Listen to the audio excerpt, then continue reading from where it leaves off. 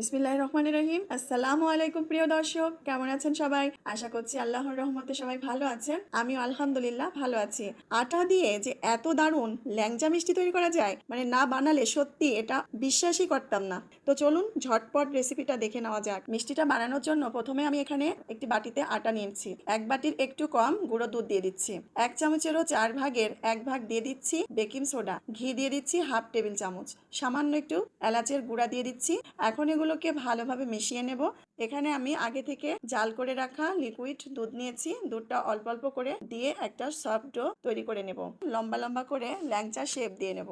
শিরাটা তৈরি করার জন্য পাতিলে দিয়ে দিচ্ছি 1.5 কাপ চিনি আর 1.5 কাপ দিয়ে দেবো পানি। 1 থেকে 2 বলক আসলেই এটাকে নামিয়ে ফেলবো। মিষ্টিগুলো তেলের মধ্যে দিয়ে দিতে হবে। সুন্দর একটা কালার চলে এসেছে। এখন মিষ্টিগুলোকে তেলে থেকে উঠিয়ে নেব। হাতে যাতে মিষ্টিগুলো সহ্য করা যায় এরকম গরম অবস্থায় মিষ্টিগুলা শিরার ভিতরে ডুবাতে হবে। 3 ঘন্টার জন্য রেখে দেবো। মাশাআল্লাহ।